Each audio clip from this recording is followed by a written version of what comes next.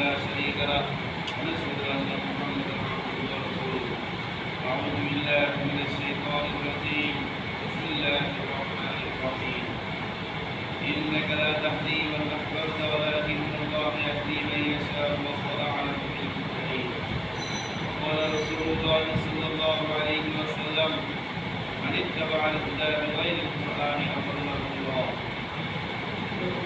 الحمد لله আল্লাহ তাআলার প্রতি লাখ কোটি শুকরিয়া যে মহান রব্বুল আলামিন আমাদের সকলকে মাজিবে জিন্দাত ফরজ নামাজ জামাতের সাথে আদায় করার পরে একটি দিনই বলতেছে আল্লাহ আমাদের সকলকে বসার তৌফিক দান করেছেন। এই জন্য সকলের দিল থেকে মহব্বতের সাথে জবান খুলে শুকরিয়া আদায় করি আলহামদুলিল্লাহ।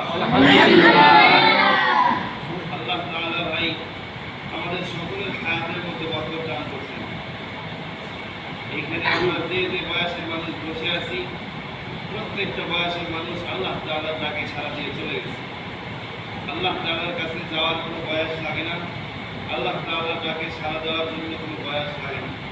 প্রত্যেকটা বয়সের মানুষ আল্লাহ তাআলার ডাকে কি সাড়া দিয়ে চলে গেছে। এখান থেকে আল্লাহ তাআলা আমাদের হায়াতের মধ্যে বরকত দান করিয়া আল্লাহ তাআলার কথা আল্লাহ রাসূল সাল্লাল্লাহু আলাইহি ওয়াসাল্লামের কথা আলোচনা করা এবং আমাদের বসার তৌফিক দান করেছে। আবার বলি আলহামদুলিল্লাহ। ভাই দিন আল্লাহ তাআলার কাছে প্রিয়, আর আল্লাহ তাআলা মানুষের হিদায়াতের জন্য অনেক নবী রাসূল পাঠাইছেন। আর আল্লাহ তাআলা কোরআনের মধ্যে বলছেন ইন্নাকা লা তাহদি মান আহবাবতা ওয়ালাকিন্নাল্লাহা ইয়াহদি মান ইয়াশা। বলতেছে বান্দা তুমি এক বান্দা হয়ে আরেকজন বান্দার সাথে মহব্বত রাখলেই তুমি তাকে হিদায়াত দিতে পারবে না। আমি আল্লাহ তাআলা যাকে ভালোবাসি, যাকে মহব্বত করি, যাকে কিছু দিতে চাই, আমি আল্লাহ তাআলা তাকে হিদায়াত দিই। আল্লাহ রাসূল সাল্লাল্লাহু আলাইহি সাল্লাম নিজের চাচার জন্য কতবার দোয়া করেছেন। এমনকি ইন্তেকালের আগ মুহূর্তে আল্লাহ রাসূল বলছেন, চাচা শুধু আমার কানে একবার আপনি আস্তে করে কালেমা পড়েন, হাসরের মাঠে আমি রাসূল আপনার পক্ষে সাক্ষী, আপনার পক্ষে আমি আল্লাহর কাছে সুপারিশ করব। তারপরেও আল্লাহ তাআলা হিদায়াত রাখে নাই, বিদায় কি হয় না, হিদায়াত হয় নাই। এরপরেও আল্লাহ রাসূল সাল্লাল্লাহু আলাইহি সাল্লামের চাচাকে জাহান্নামের একটা দুই জোড়া আগুনের দুই জোড়া জুতা করানো হবে, তাকে পরানো হবে। কারণ আল্লাহ রাসূল সাল্লাল্লাহু আলাইহি সাল্লামকে হাত দিয়ে কি করছে, মানুষ করছে, মুখ দিয়ে চমা খাইছে, মাথার উপরে নিচে, ঘাড়ের নিচে, কোলের নিচে, পিঠে নিচে, এই সব জায়গার উপরে জাহান্নামের আগুন হারাম হয়ে গেছে। শুধু পা দিয়ে আল্লাহ রসুলের লাথি মারা নাই, পা দিয়ে আল্লাহ রসুলের লাগায় নাই, বিধায় এই পায়ের মধ্যে আল্লাহ তাআলা এই আল্লাহ রসুল সাল্লাল্লাহু আলাইহি ওয়াসাল্লামের চাচার পায়ের মধ্যে কি দেওয়া হবে, জাহান্নামের দুইটা জোড়া আগুনের জুতাটাকে কি করে দেওয়া করা দেওয়া। আর এই আগুনের তাপে আল্লাহ রসুল সাল্লাল্লাহু আলাইহি ওয়াসাল্লামের চাচা মাথার মগজ পর্যন্ত টক করবে। ভাই হিদায়াত একমাত্র কার হাতে? আল্লাহ হাতে। মান ইত্তাবাআল হুদা বিগাইরিল কুরআন আদাল্লাহুল্লাহ। হাদিস শরীফের মধ্যে আছে, কেউ যদি কুরআন ছাড়া অন্য কোনো জায়গায় হিদায়াত খুঁজে সে কি হয়ে যাবে, হালাক হয়ে যাবে, সে ধ্বংস হয়ে যাবে। এই জন্য ভাই আল্লাহ তাআলা আল্লাহ রাসূল সাল্লাল্লাহু আলাইহি ওয়াসাল্লামকে নবী হিসেবে পাঠাইছেন মানুষকে হিদায়াত দেওয়ার জন্য, মানুষের হিদায়াতের জন্য অনেক ধারে ধারে বারে বারে গেছে। আল্লাহ রাসূল সাল্লাল্লাহু আলাইহি ওয়াসাল্লাম ওনার বাবা ছিল না, মা যখন ইন্তেকাল করছে, মা ইন্তেকাল করার পরেও আল্লাহ রাসূল সাল্লাল্লাহু আলাইহি ওয়াসাল্লামের দাদা ছিল আব্দুল মুত্তালিব। আব্দুল মুত্তালিব যখন ইন্তেকাল করছে আল্লাহ রাসূল তখন কি হয়ে গেছে, একা হয়ে গেছে। চাচা আবু তালেবও যখন কি করছে, ইন্তেকাল করছে, তো আল্লাহ রাসূল এত শোকের মধ্যে পড়ে গেছে। কাবা ঘরের চত্বর যেখানে আছে, কাবা ঘরের চত্বরের মধ্যে কাবা ঘরের সাথে হেলান দিয়ে আল্লাহ রাসূল কি করে শোকের মধ্যে পড়ে গেছে। এমন তো অবস্থায় আবু জেহেল, ইসলামের বড় শত্রু একজন কাফের, আবু জেহেল আসিয়া আল্লাহ রাসূল সাল্লাল্লাহু আলাইহি ওয়াসাল্লামের মাথায় লাঠি দিয়ে ফেলে গেছে। লাঠিতে যখন আঘাত করছে আল্লাহ রাসূল সাল্লাল্লাহু আলাইহি ওয়াসাল্লামের মাথায়, রক্ত এমনভাবে গড়ায় গড়ায় পড়তেছে যে আল্লাহ রাসূল হাত দিয়ে কি করতে পারছেন না, আটকাইতে পারছেন। আবু তালেবের একজন গোলাম ছিল, সে একজন ইহুদি ছিল।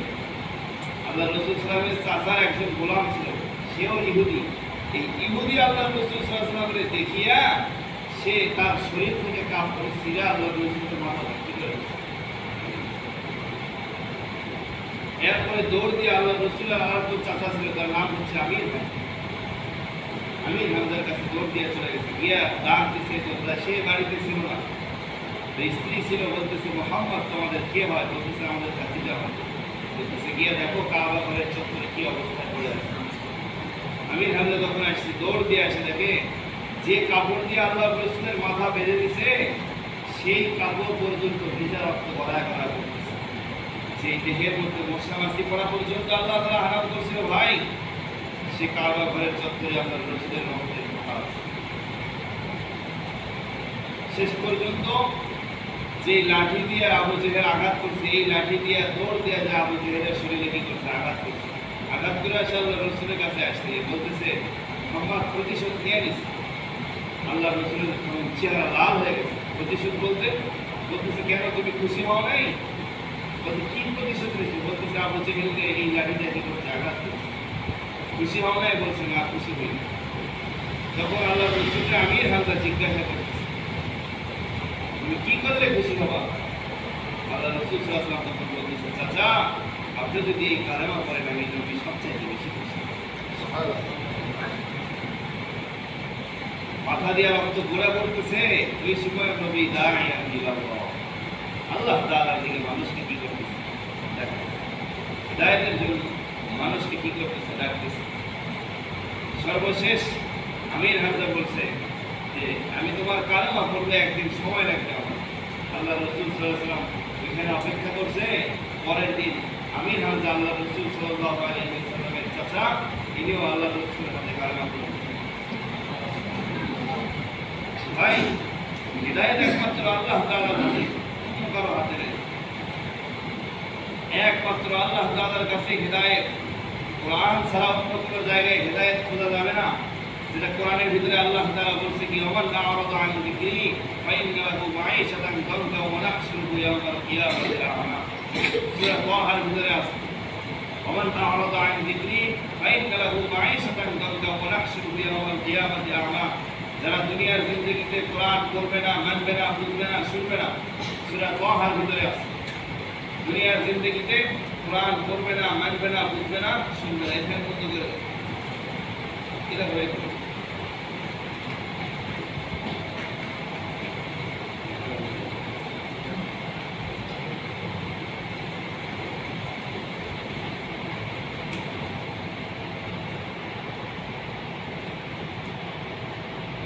দুনিয়ার জিন্দেগিতে যারা কোরআন পড়বে না, মানবে না, বুঝবে না, শুনবে না, আল্লাহ তাআলা বলতেছে এদেরকে আমি দুইটা শাস্তি দেব। কে বলতেছেন?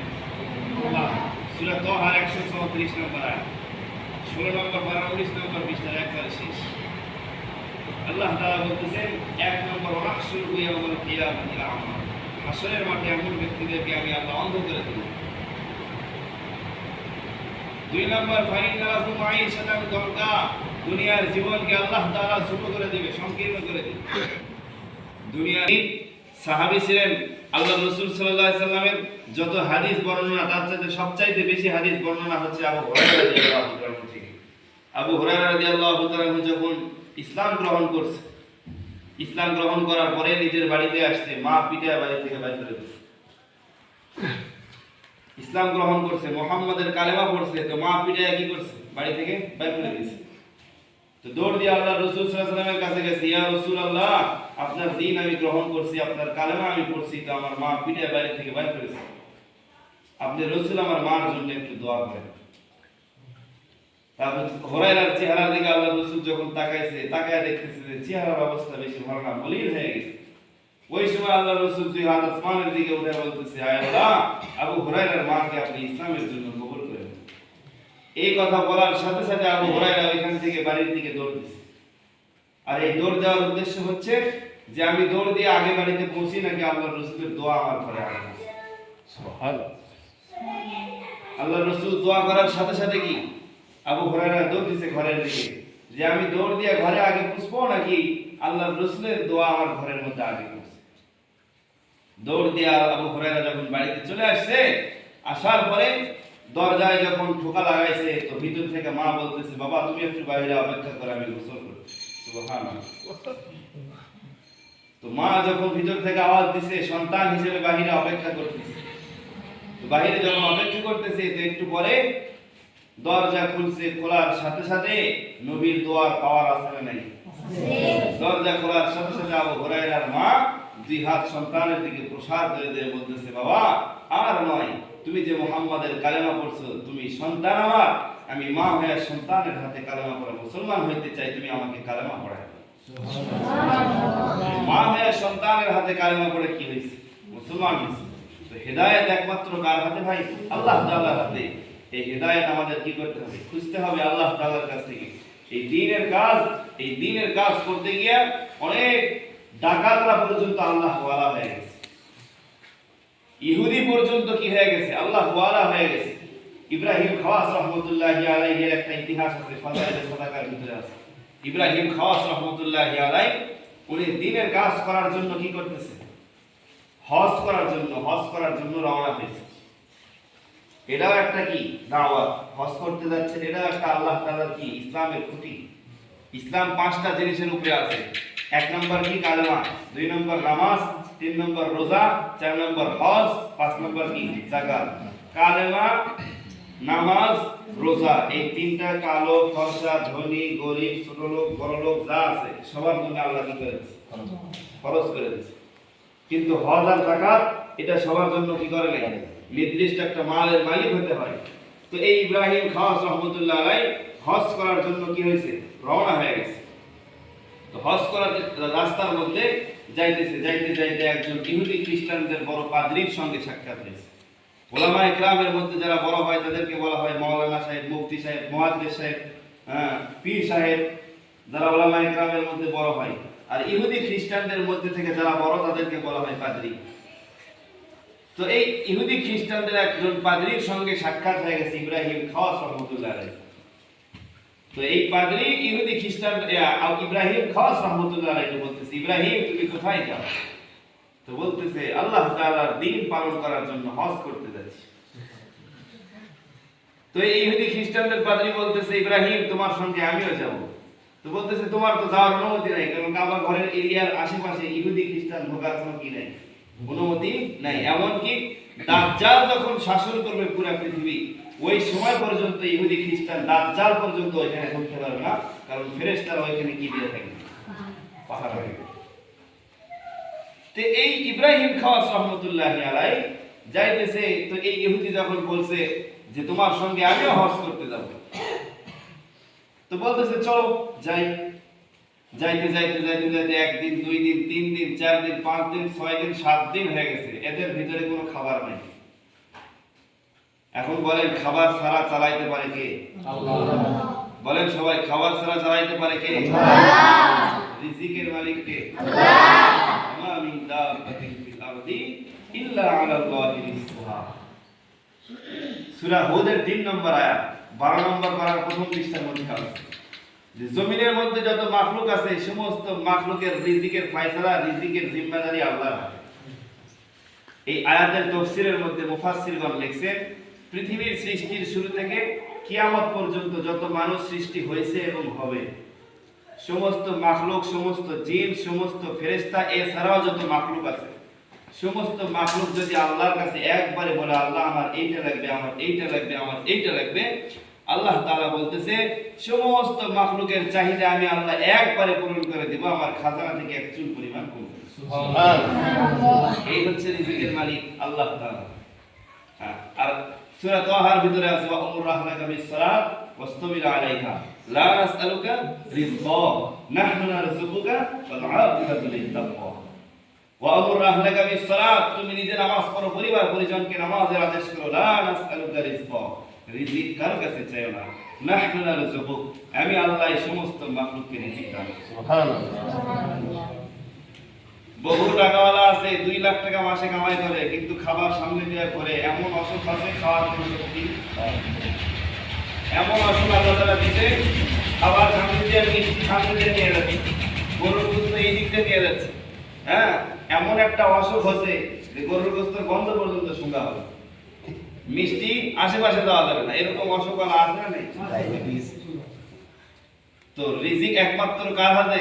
আল্লাহর হাতে। আর আল্লাহ তাআলা যে কোরআনের ভিতরে বলছে রিজিকের সাথে মানুষের মওতের কি সম্পর্ক। আল্লাযী খালাকাল মাউত ওয়াল হায়াতা লিয়াবলুয়াকুম আইয়ুকুম আহসানু আমালা।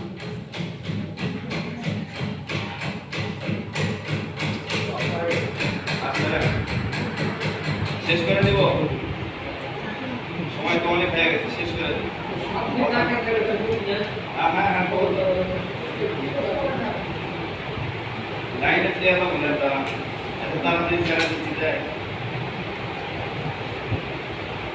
7 দিন না খাওয়ার ওটা এত তাড়াতাড়ি ভাঙিয়ে দিলে তো আপনি খাইয়া দেবেন চলে যাবে, বুঝে থাকে না। তারপরে কি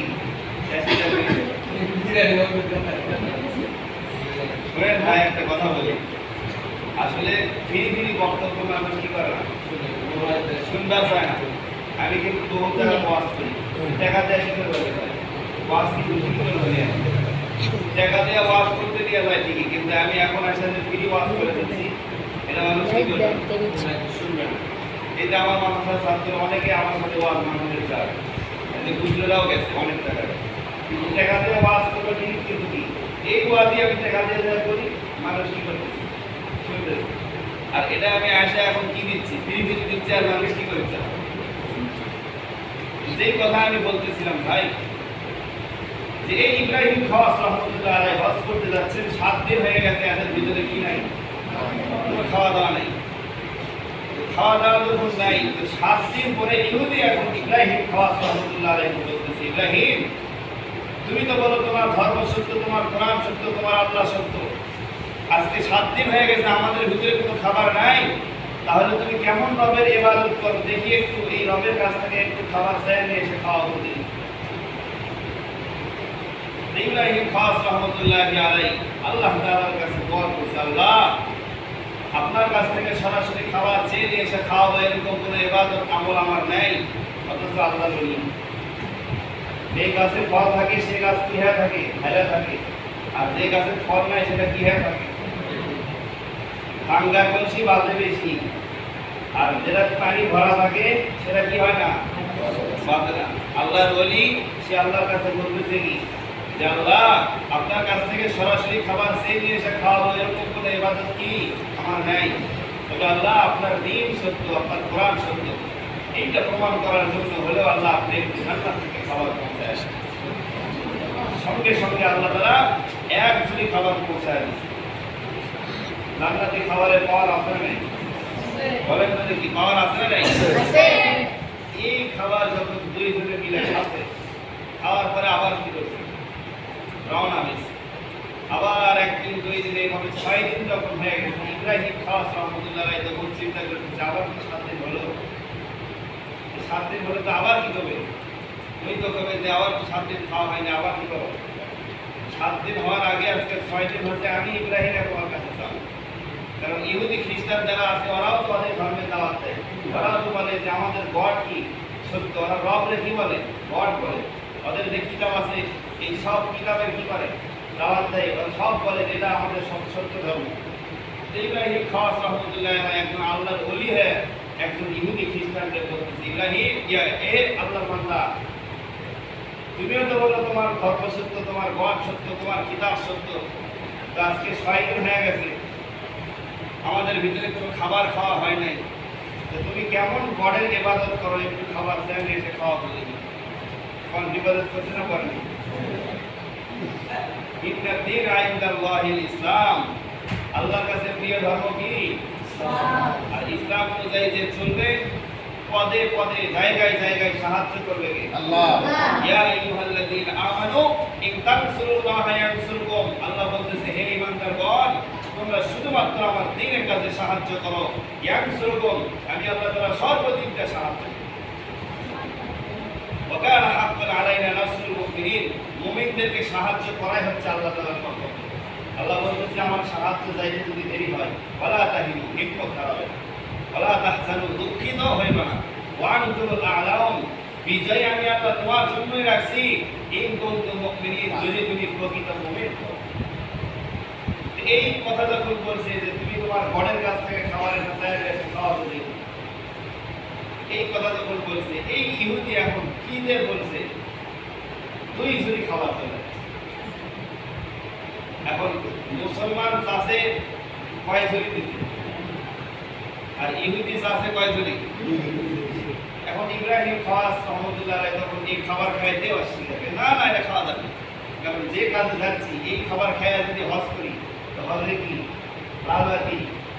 তখন এই ইহুদি খ্রিস্টান বলতেছে, ইব্রাহিম তুমি এই খাবার খাও, আমি তোমাকে 2টা সুসংবাদ দান করব। বলতেছে যে আমি এই খাবার খাবো, এই খাওয়ার আগে তুমি 2টা সুসংবাদ বলো, তারপরে খাবো। বলতেছে আমি যখন আজ থেকে 6 দিন আগে তোমার কাছ থেকে খাবার খাইছি চাইতে এসে, তুমি যখন তোমার রবের কাছ থেকে খাবার চেয়ে নিয়ে এসে খাওয়াইছো, সরাসরি আমি খাইছি। তো খাওয়ার পরে আমি সেইখানে ধীরে ধীরে কালেমা পড়ে মুসলমান।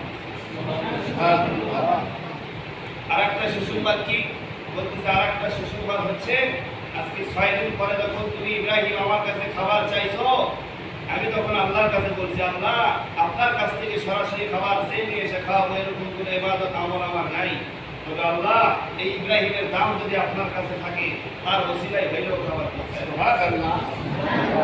আল্লাহ তাআলা সঙ্গে সঙ্গে জান্নাত থেকে খাবার নিয়ে চলে গেছে।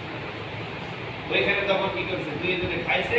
আল্লাহ তাআলা হজ করতে গেছে, এই হজ করতে গিয়া এই ইহুদি আর এই ইব্রাহিম খাওয়াস 2 জনে একসাথে ওইখানে হজ করতে গিয়া ওইখানে ইন্তেকাল করছে। ওইখানে বহুদিন থাকছে, জান্নাতুল বাকিতে সেখানে তাদেরকে কি করা হচ্ছে।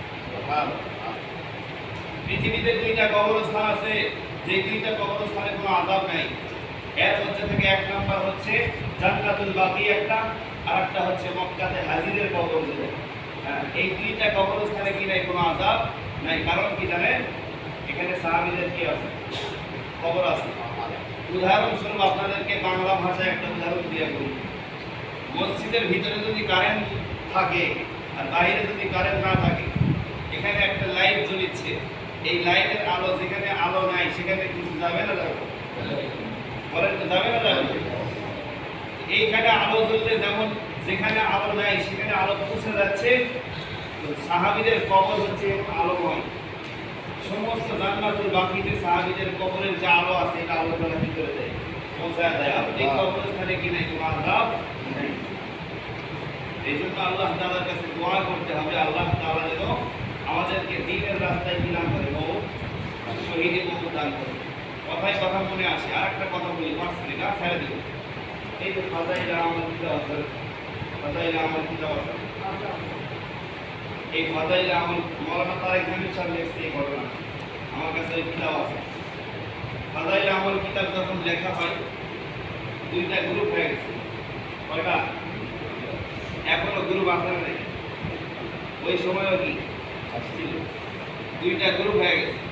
এক গ্রুপ করছে যে এটা পড়া যাবে, আর এক গ্রুপ করছে কি এটা পড়া যাবে না। শেষ পর্যন্ত গন্ডগোল একবারে কি হয়ে গেছে, মামলা হয়ে গেছে। অফিস আদালত পর্যন্ত অফিসারের কাছে চলে গেছে, বিচারকের কাছে চলে গেছে। তো বিচারক বলতেছে এই কিতাব পড়া যাবে না, এইটা পড়ার ক্ষমতা আমার কাছে নেই, আমি কিছু বুঝিও না, জানিও না। তবে আজ থেকে কিছুদিন পরে আমি দেশের বাইরে যাব, বাইরে গিয়ে বড় বড় ওলামায়ে কেরাম যারা আছে তাদেরকে এই কিতাব আমি দেখাবো। ওনারা যদি বলে যে না পড়া যাবে, তাহলে আমি একটা পড়বো। আর যদি বলে যে না যাবে না, তাহলে আমি সেটাও কি বাইরে রাস্তায় যাবে। যাওয়ার দিনে স্ত্রীকে বলছে এই কিতাব অবশ্যই আমার ব্যাগের মধ্যে কি তুলে দেবে। ব্যাগ বস্তা যখন স্ত্রী গোছায়া দিচ্ছে, বাইরের দেশে চলে গেছে। যাওয়ার পরে ব্যাগ খুলে দেখে বই যায়, কি করে বই আর দেয়নি। আচ্ছা, যেই কাজই থাক, এটা একটা কাজ আসতো না, যে কিতাবটা পড়া যাবে না, এটা একটা কি ছিল, কাজ ছিল। এই শেষ পর্যন্ত দেয়নি, আর কি করবে, কিছু তো করার না, আবার আশা রাখবে, কারণ তাদেরকে তো আমি বলা দিচ্ছি। শেষ পর্যন্ত ওই বিচারক যখন সব কাজকর্ম শেষ করে দেশে আসছে, আসার পরে দেখতেছে যেই দরজায় পর্দা ছিল না সেই দরজায় পর্দা, যেই জানালায় পর্দা ছিল না সেই জানালায় পর্দা, যেখানে টিভি ছিল সেখানে আর কি নাই, টিভি নাই।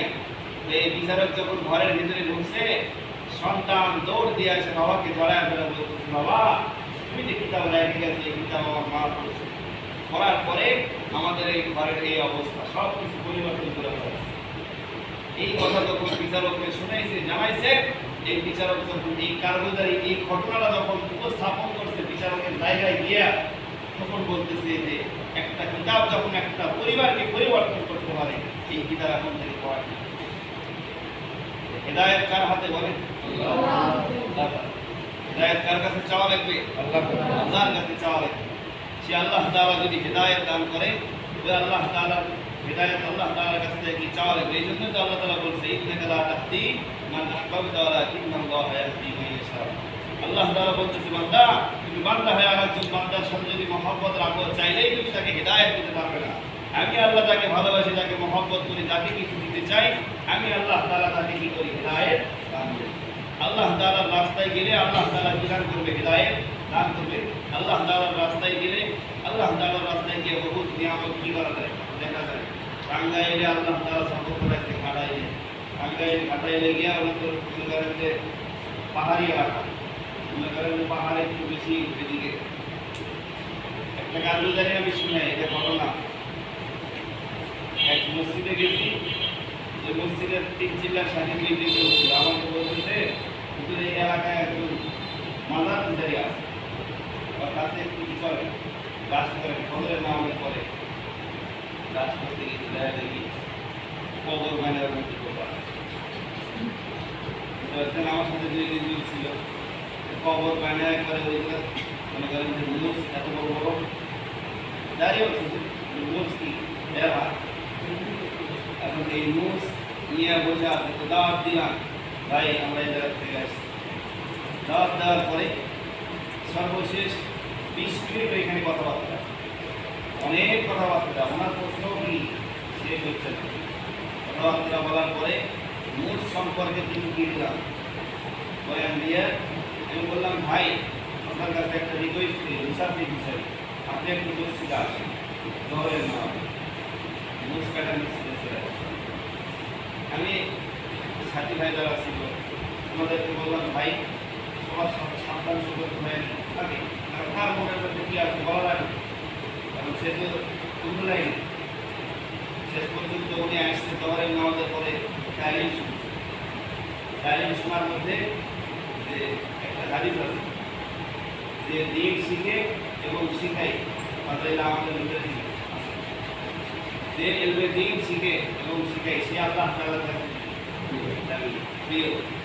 এই হাদিসগুলো যখন শুনছে ওই ব্যক্তি বলতে হলো, আমি তো আসল পর্যন্ত আপনাদের সাথে থাকেন, সমস্যা নেই, থাকবে, থাকার পরে এসা পর্যন্ত থাকে, বয়ান টয়ান সব শোনার পরে বাড়ি গেল।